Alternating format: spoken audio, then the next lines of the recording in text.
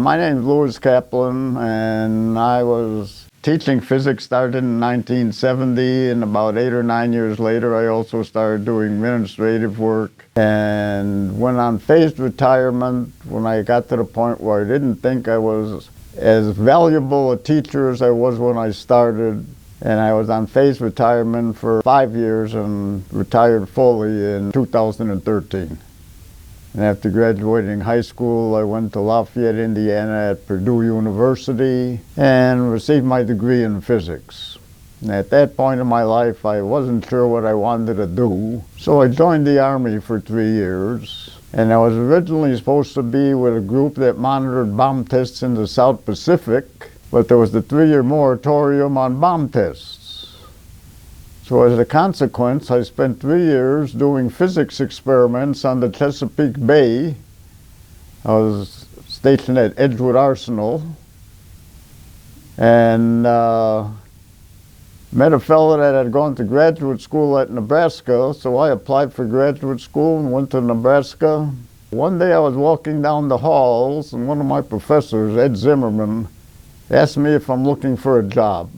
I says, I haven't been, but I've been here long enough, I guess I should have.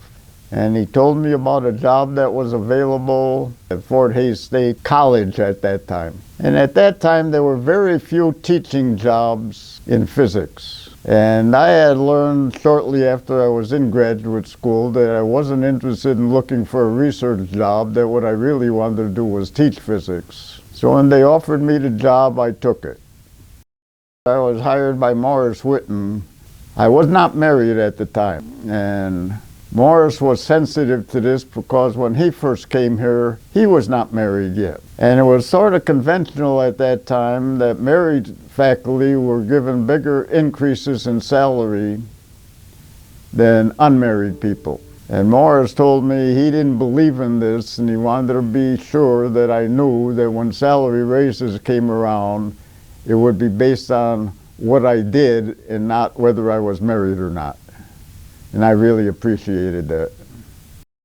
As my administrative portion of my duties as Assistant Dean of Arts and Sciences, I ran a program called the Bachelor of General Studies degree program. It was a program that had a 30-hour area of concentration, but not a major.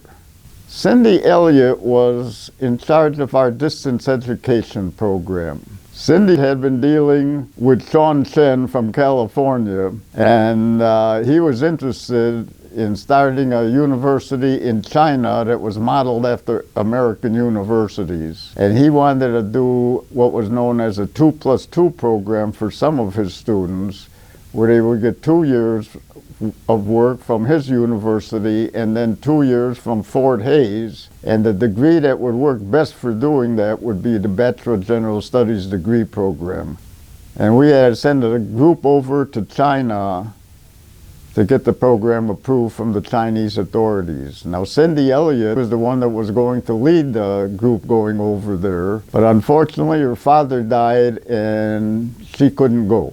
So I was put in charge of this. I never did understand why I was the one put in charge, since I was a low-level administrator. But I was. I guess I assumed that nobody else thought anything would come of this. But I went over, my wife went over with me. By then I was married, and she went over with me and a fellow from sociology. And the three of us talked to them, and much to my surprise, we got the program approved before we left. Besides doing the BGS degree, I was also periodically used as a part-time administrator in various departments.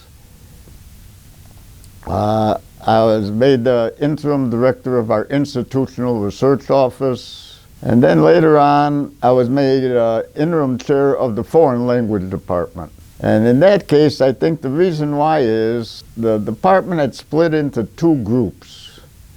I like to call them the Mediterranean group and the non-Mediterranean group, and they couldn't seem to get together to decide who should be chair of the department.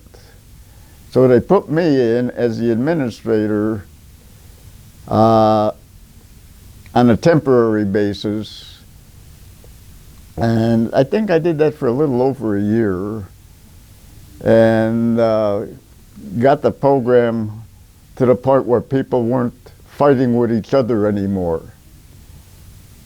And they voted unanimously to keep me on its chair, and I voted unanimously not to do that. So we put out an ad and hired a authentic foreign language person to run the department, and it worked out well afterwards. Then after that, I got a job as interim director of the library. I never could fully understand why I was given these positions, because they were always in areas I knew very little about. But I wasn't put it there to do things except run the organizations. And I seem to be able to do that without getting people upset. When I first came here, the basketball arena was in Sheridan Hall. It was as loud as you can imagine, and then a little bit more. And it was not very enjoyable to watch a basketball game there. The seats were very cramped. If you were in the middle of a row, you better not want to leave till the game ended. Then they built the Coliseum west of campus here. And President Tamanek did one of the smartest things, I think, of his entire administration. He decided not to get rid of Sheridan Hall, but to repurpose it as a performing arts center. And it's an extremely well-designed performing arts center. The people that come here and perform here are always amazed by how well it is done. We had a performing arts series here, which is now called the Encore series, and I.B. Dent was in charge of that for a long time, and I got to be a member of the Special Events Committee, it was called, that would help pick out the shows for the coming season. And we've had some really good shows here, and it's well appreciated, and it's one of the things, along with athletics, that brings the town and the university together. And the backing for both athletics and the performing arts series from the town is extremely strong. Hayes is an unusual town. It has the oldest orchestra in the state. It has the oldest arts council in the state. And I was a violin player, not a particularly good one, but sufficiently good to play in the orchestra. And I played in the orchestra for many years. And was made up of townspeople, people from out of town, students, and faculty from the Department of Music. As I said, I was not married when I got here, and we had a group that met in what was called the Bijou, which was a bar and restaurant across the street from campus in the basement. And we met there every Wednesday, and it was a group of people, townspeople, and faculty. One of the people that was in our group was an older woman who had a trust at the Farmers State Bank. And the head of the trust department had come here a few years prior to that, and she managed this lady's trust. And she invited Harriet, who was the head of the trust department, to join our group. And she joined. That's how I got to meet her. And we started doing things together, and shortly after that got married.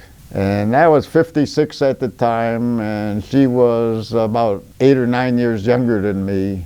And she used to like the kid that she waited this long because she wanted to avoid the first 2 marriages.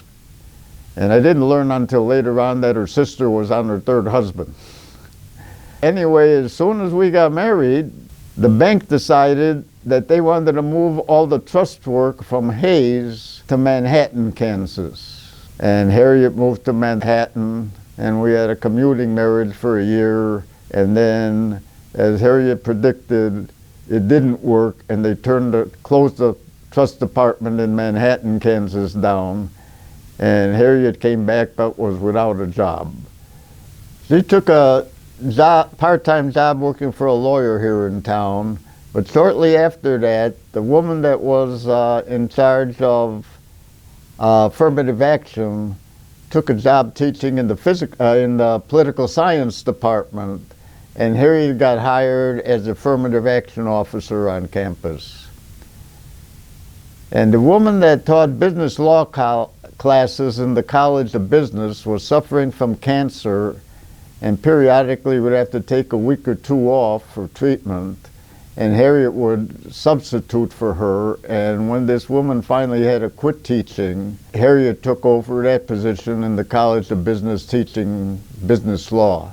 And when we did the Bachelor of General Studies program with China, Harriet started teaching the business law classes in China, and that got us many trips to China. My original connection with the program, and Harriet teaching the business law.